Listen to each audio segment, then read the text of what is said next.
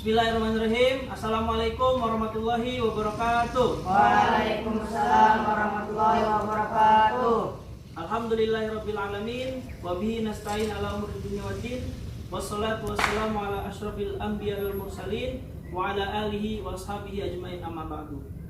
Puji serta syukur marilah kita sama-sama panjatkan kepada Allah Subhanahu wa taala yang telah memberikan kita nikmat iman, nikmat Islam, dan nikmat kesehatan sehingga kita bisa berkumpul di tempat yang insya Allah Allah berkahi ini. Amin. Amin. Tak lupa juga salawat serta salam kita haturkan kepada baginda kita, Nabi kita, Habibana wa Nabiyana wa Maulana Muhammad Sallallahu alaihi wasallam beserta para keluarganya, sahabatnya, dan kita umatnya hingga akhir zaman ini. Insya Allah pada sore yang insya Allah diberkahi ini, saya nama Raka Bagas Maulana, kelas IATC 2 akan menjelaskan tentang akhlak mahmudah bersama dengan rekan saya. Ada Nama saya Ujang Suhendar dan rekan saya pertama. ya, Kami dari UIN SMH UIN Sultan Maulana Hasanuddin Banten. ya. UIN SMA itu Universitas Islam Negeri Sultan Maulana Hasanuddin Banten. Ya, kami bertiga insya Allah pada kesempatan kali ini akan menjelaskan tentang pengertian tentang akhlak mahmudah, yaitu akhlak terpuji. Jadi pengertian akhlak mahmudah itu secara bahasa Arab itu merupakan jamak dari kata khuluq. Apa itu khuluq? Khuluq itu artinya kebiasaan atau adat atau tabiat atau mura'ah. Dan secara istilah, tahu ya istilah ya maksudnya ya. Secara istilah menurut Sayyid Sabiq, akhlak itu adalah keadaan jiwa seseorang yang menimbulkan terjadinya perbuatan-perbuatan dengan mudah. Jadi apabila di dalam hati seseorang itu sudah timbul rasa ingin melakukan sesuatu yang baik, maka itulah akhlak. Ya. Dan menurut Imam Ghazali, tahu kan Imam Ghazali ya? Dalam kitabnya Ihya Ulumuddin, sebagaimana yang dikutip oleh Samsul Munir, berpendapat bahwa akhlak adalah hayat atau sifat yang tertanam di dalam jiwa yang daripadanya lahir perbuatan-perbuatan yang spontan tanpa memerlukan pertimbangan dan pemikiran. Nah, seperti yang tadi saya sebutin, kalau misalkan teman-teman semua ini di dalam jiwanya itu sudah tertanam akhlak, maka perbuatan baik itu nggak perlu mikir lagi. Contohnya ada sampah nih, ada sampah di jalan. Kalau akhlaknya udah benar tertanam, pasti langsung diambil, pasti langsung dibuang ke tempat sampah. Tapi kalau misalkan teman-teman belum punya akhlak yang baik, pasti mikir dulu, oh ini sampah nih punya siapa ya? Orang bukan saya yang buang, udahlah biarin aja. Kalau masih seperti itu berarti belum punya akhlak yang baik. Tapi kalau udah otomatis gitu, wih ini sampah nih, ada orang yang buang sembarangan, ambil, masukin ke tempat sampah, itu berarti teman-teman di dalam hatinya udah punya akhlak gitu ya. Selanjutnya akhlak itu menurut syariat Islam yaitu ada yang dinamanya dibagi dua, ada akhlak mahmudah, ada akhlak mazmumah. Ya, akhlak mahmudah itu adalah akhlak terpuji. Sedangkan akhlak mazmumah adalah akhlak tercela atau akhlak yang tidak baik. Nah, kira-kira nih teman-teman semua maunya punya akhlak terpuji atau tercela? Terpuji dong ya. Jangan sampai dari teman-teman semua ini ada yang mempunyai akhlak tercela atau akhlak mazmumah. Nah, jadi seperti yang tadi saya sebutkan bahwasannya akhlak terpuji itu adalah akhlak mahmudah itu adalah akhlak terpuji. Nah, mengapa bisa ada akhlak terpuji? Pasti ada dasar dalil dari Al-Quran dan hadisnya. Nah, di sini saya akan sebutkan dalil-dalil yang membicarakan terkait akhlak terpuji. Terdapat di surat Al-Ahzab surat Al-Ahzab yang surat ke-33 ayat 21. Saya bacain ya. A'udzu billahi minasyaitonir rajim. Bismillahirrahmanirrahim. Laqad kana lakum fi Rasulillahi uswatun hasanatun liman kana yarjullaha wal yawmal akhir wa dzakarallaha katsira. Yang artinya, sesungguhnya telah ada pada diri Rasulullah itu suri tauladan yang baik bagimu, yaitu bagi orang yang mengharap rahmat Allah dan kedatangan hari kiamat, dan dia banyak menyebut Allah. Lalu disebutkan juga dalam surat Al-Qalam ayat 4, wa innaka la'ala khuluqin 'azim, yang artinya dan sesungguhnya engkau benar-benar berbudi pekerti yang agung. Jadi ayat tersebut itu menjelaskan bahwa tadi Rasulullah itu memiliki suri tauladan yang baik itu. Kita sebagai umat Islam, adik-adik semua di sini sebagai umat Islam, karena kita punya kecintaan kepada Rasulullah, maka kita pun harus mempunyai sifat yang sama seperti Rasulullah, yaitu apa? Yaitu memiliki akhlak mahmudah atau akhlak terpuji. Nah, lanjut, yaitu dalam hadis yang disebutkan dari Aisyah radhiyallahu anha, dia pernah mendengar bahwa Rasulullah SAW bersabda, sungguh di antara orang yang paling sempurna imannya adalah orang yang paling baik akhlaknya dan paling lembut sikapnya terhadap keluarga. Rasulullah SAW bersabda, sesuatu yang paling berat di atas timbangan kebaikan adalah akhlak yang baik. Hadis riwayat Abu Daud. Rasulullah pun berkata gitu loh, bahwasanya timbangan nanti di akhirat yang paling berat itu adalah akhlak yang baik. Jadi ketika teman-teman itu punya akhlak yang baik, insya Allah nanti di yaumul akhir insya Allah masuk surga semua. Amin ya. Saya kasih tahu. Ya udah, mungkin hanya itu penjelasan dari saya tadi terkait dengan Al-Quran dan juga hadisnya.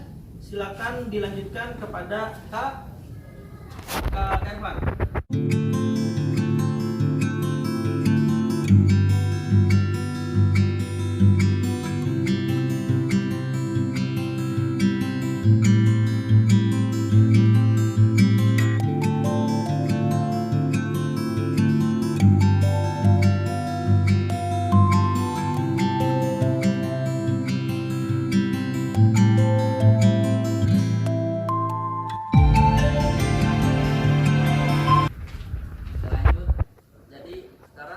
Membahas macam-macam akhlak mahmudah. Nah, jadi di dalam akhlak mahmudah itu ada berbagai macam.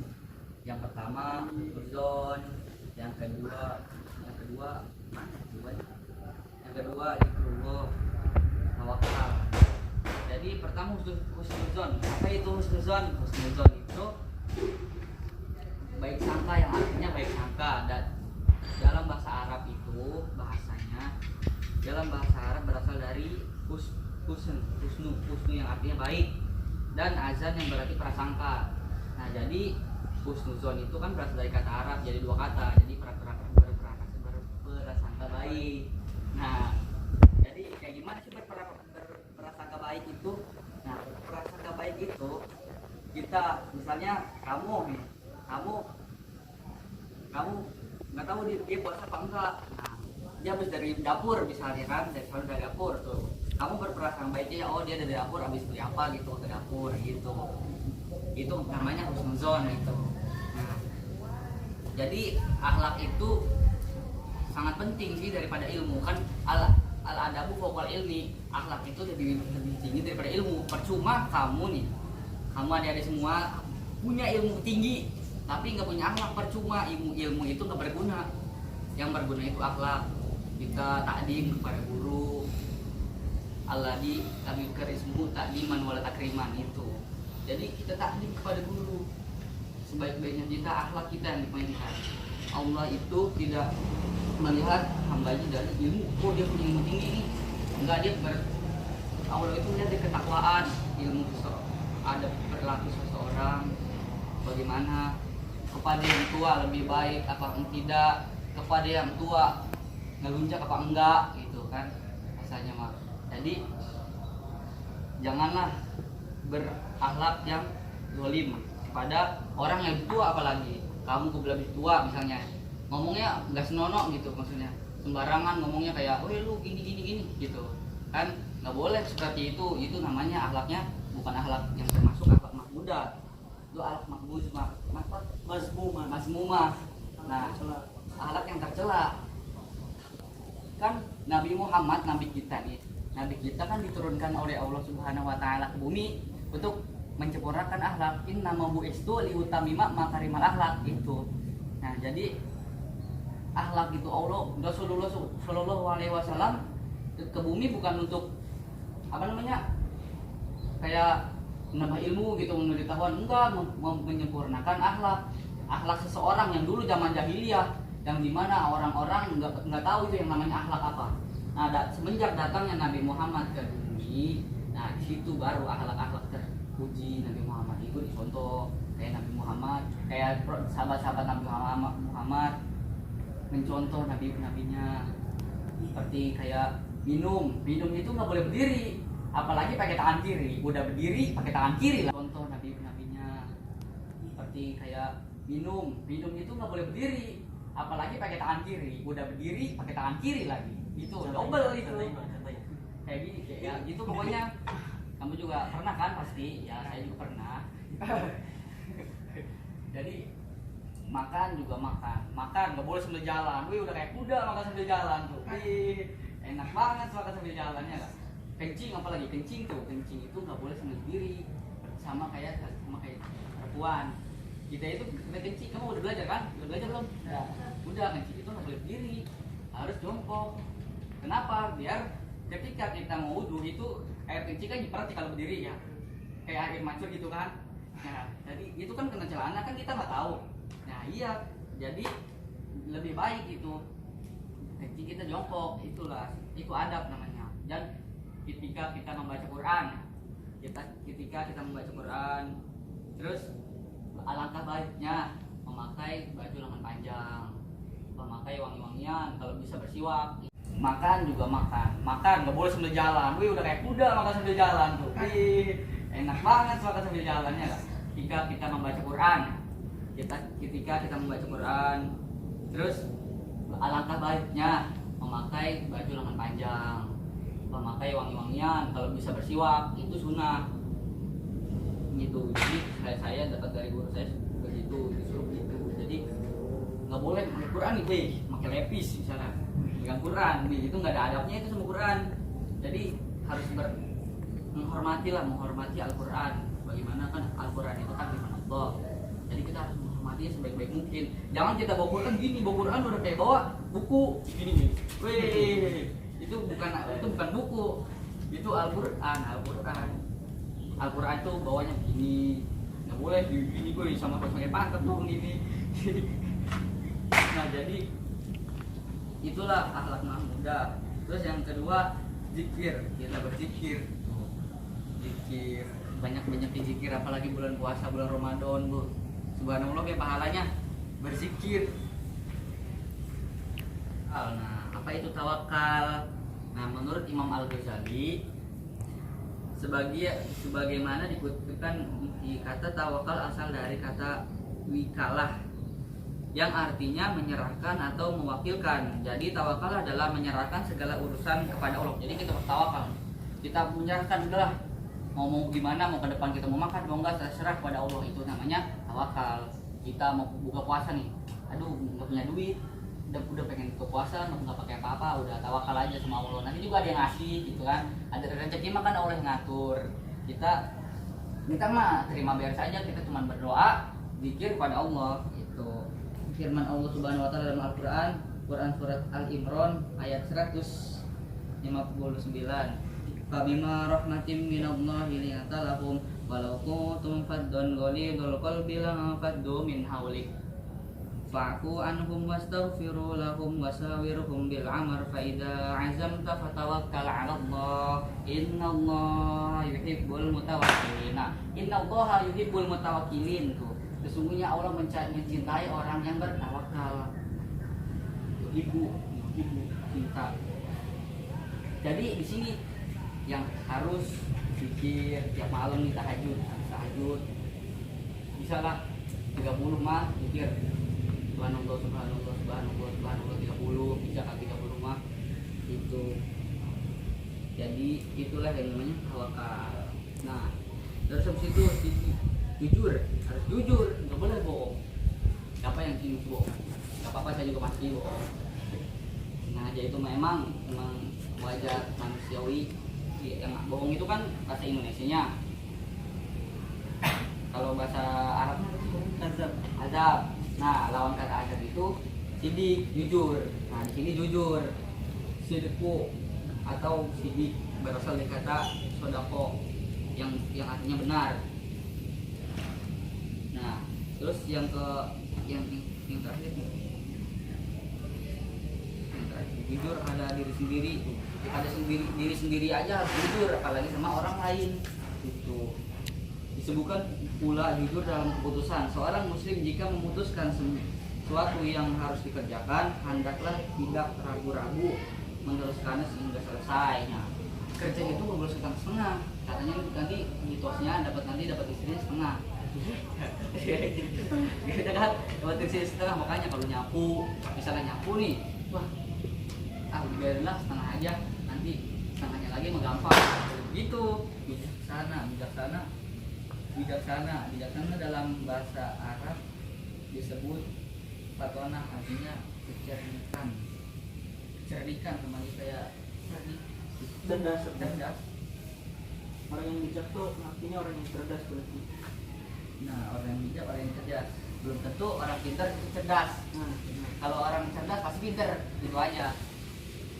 Kayak orang banyak di Indonesia, orang pintar banyak kan di Indonesia, tapi yang cerdas jarang. Yang cerdas dikit, kebanyakan yang pintar doang, tapi nggak cerdas. Yang dibutuhin itu yang cerdas, tapi yang cerdas, bukan yang pintar. Makanya itu yang cerdas pasti pintar. Yang cerdas, ini kayak apa, kayak almarhum Habibie, itu cerdas itu. Orang cerdas yang bisa menciptakan pesawat. Itu orang cerdas, bijaksana lah. Dalam kepemimpinan juga bijaksana. Kalian nih semua nih bakal jadi pemimpin nanti. Pemimpin rumah tangga, kalau masih ada umur. Kalau kita punya umur nih, boy, nanti kamu bakal jadi pemimpin. Kamu punya istri, harus dipimpin, harus dibina. Gak boleh punya istri dijungi, bos-bos amat. Rasanya gitu. Harus kita sebagai laki-laki harus bijaksana dalam mengambil sebuah keputusan kayak gitu. Dan dan apa namanya, ifah itu memelihara kesucian diri. Nah, sering mandi, sering ngambil wudu, tuh ifah sama aja maksudnya.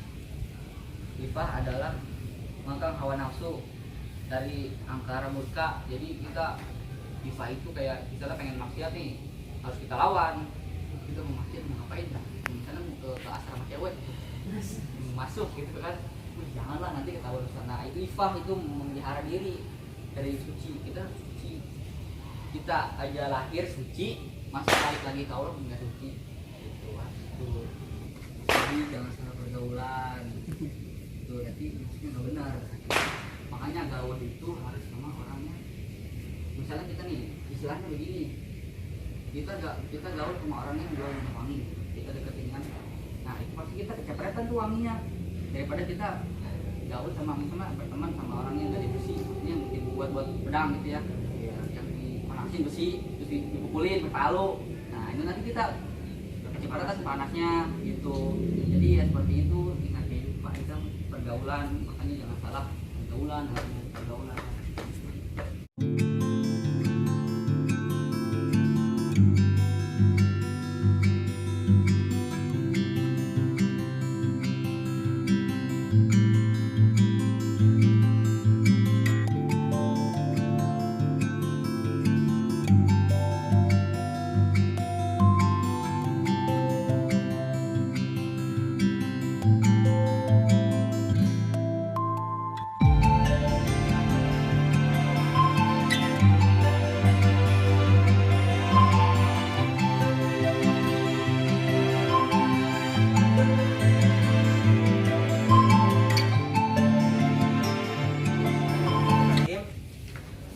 Jadi selanjutnya itu ada juga faktor-faktor yang mempengaruhi pembentukan akhlak.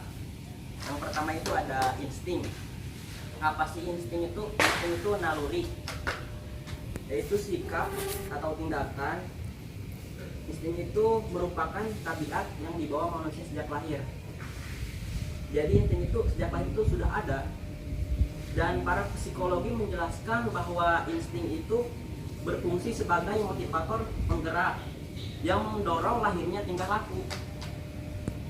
Dan yang kedua ada faktor yang mempengaruhi pembentukan akhlak. Yang kedua itu ada adat atau kebiasaan. Adat atau kebiasaan itu setiap tindakan perbuatan seorang yang dilakukan secara berulang-ulang dalam bentuk yang sama sehingga menjadi kebiasaan. Itulah adat kebiasaan. Dan yang selanjutnya yang ketiga ada wirasah, yaitu keturunan. Jadi wirasah itu bisa disebut juga warisan. Itu perpindahnya sifat-sifat tertentu dari orang tua kepada anaknya.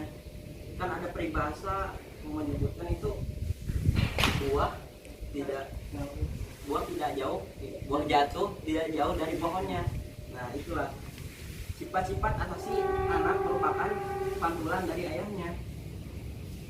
Dan yang keempat, lingkungan alam. Lingkungan alam juga mempengaruhi pembentukan akhlak. Dan yang selanjutnya ada lingkungan pergaulan. Jadi dalam pergaulan manusia hidup selalu berhubungan dengan manusia lainnya, kan manusia itu makhluk sosial. Jadi jangan salah pergaulan. Itu berarti maksudnya nggak benar. Makanya gaul itu harus sama orangnya. Misalnya kita nih, istilahnya begini, kita gaul sama orangnya yang jual minyak wangi, kita deketin kan. Nah itu pasti kita kecepretan tuh wanginya.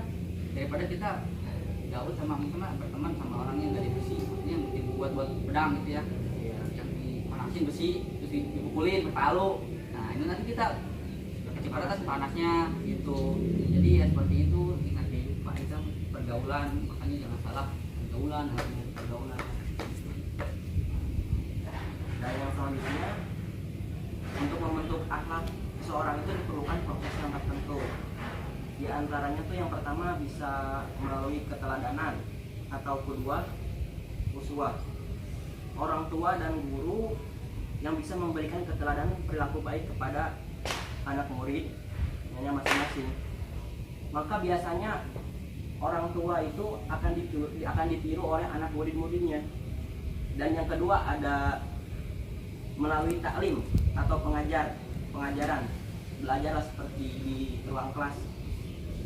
Misalnya dengan mengajar empati dengan sikap disiplin. Jadi nanti si anak tuh akan berakhlak mulia. Dan yang ketiga ada pembiasaan, yang tadi itu melatih anak atau murid dengan perbuatan terpuji yang bisa membentuk kepribadiannya yang baik. Sebagai contoh, anak kecil tuh dari kecil sudah harus dibiasakan membaca bismillah sebelum makan. Jadi nanti pas dewasa itu sudah biasa dia meragakannya. Itu juga di apa namanya, buka puasa, bukan buka puasa, nanti pas buka ada minum, ada makanan, udah aja dong, baru langsung diambil baca doa dulu, nggak boleh baca doa.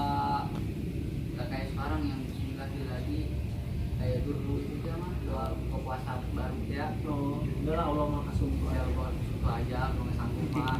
Soalnya apa namanya di hadis itu, kalau Allahumma la ilaha dulu itu tuh apa namanya, itu tuh hadis Abu Daud. Sedangkan kalau Allahumma la kasumtu itu hadis Bukhari. Nah lebih kan hadis Bukhari mah pasti sahih. Tapi kalau hadis Daud belum tentu sahih. Tapi nggak salah juga. Kalau lebih baik digabung. Boleh. Tapi kalau nggak kuat nggak apa-apa, lu bisa aja. Kalau digabung kepanjangan tuh keburu habis dah tuh sama teman-temannya lain. Jadi kesimpulannya tuh, kesimpulan dari akhlak mahmudah itu berupa perbuatan baik yang harus dimiliki oleh setiap orang.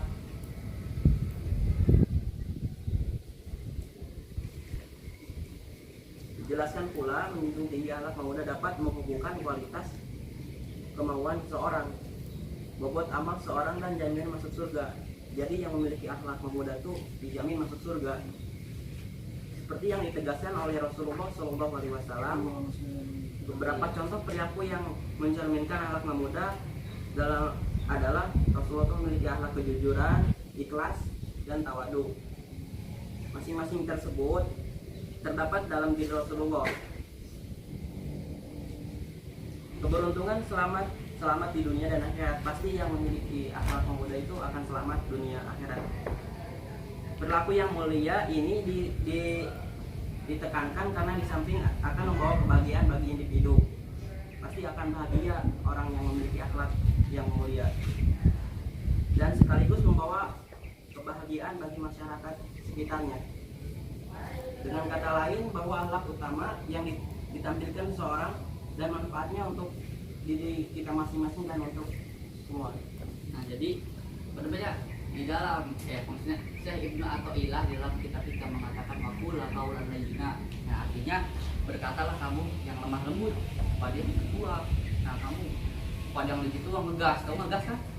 Boy gitu. Kayak maksudnya ngomongnya kencang lah sama orang tua nih, kalau dipanggilin orang tua nadanya misalnya 90, orang tua nadanya misalnya 60, kamu jawabnya 20%, misalnya lebih rendah lah, nggak boleh lebih tinggi nadanya daripada orang tua, itu maksudnya bersopan gitu. Ngomong A aja nggak boleh, gimana kita mau ngomong yang lebih keras gitu. Contohnya nih, misalnya ibu nyuruh, Dek tolong beliin sayur ya ke depan, males. Nah, itu nggak boleh, kata itu nggak boleh terucap dari anak kepada ibunya, haram malah, jangan sampai ya, haram malah. Jadi dari semua penjelasan yang kakak-kakak yang di depan ini jelaskan, jadi intinya adik-adik semua dan kita semua jangan sampai memiliki akhlak mazmumah, karena akhlak mazmumah itu tidak boleh ada di setiap diri umat muslim, tetapi kita semua nih umat muslim harus memiliki akhlak mahmudah, yaitu akhlak yang terpuji ya. Tapi ingat juga, akhlak itu tidak bisa instan. Tidak bisa nih, contohnya kita dari kecil langsung udah gedenya punya akhlak yang baik, itu nggak bisa. Tapi kita harus melalui proses-proses, harus dengan belajar, harus dengan latihan. Nggak ada akhlak yang akhlak itu langsung jadi bagus, itu nggak ada. Akhlak itu pelan-pelan. Makanya dari sekarang adik-adik semua ini ada di pesantren, ya, kakak-kakak di sini juga semua lagi sedang belajar. Itu gunanya apa? Untuk memperbaiki akhlak gitu. Ya, adik-adik di sini kenapa dimasukin di pesantren sama orang tuanya? Biar akhlaknya baik gitu. Biar nanti pas keluar dari pesantren bisa jadi contoh buat keluarga, bisa jadi contoh buat adik-adiknya, dan juga bisa buat contoh bagi masyarakat sekitar. Karena khairun nas anfa'un linnas. Sebaik-baik manusia itu yang bermanfaat bagi manusia yang lainnya gitu. Kalau adik-adik punya akhlak yang baik, insya Allah punya manfaat juga yang baik buat sekitarnya. Mungkin hanya itu aja ya dari kita ya, dari kakak-kakak yang di depan. Insya Allah kalau ada waktu kita bisa bertemu lagi. Udah ya, kurang lebihnya mohon maaf. Ihdinas siratal mustaqim. Wassalamualaikum warahmatullahi wabarakatuh. Waalaikumsalam.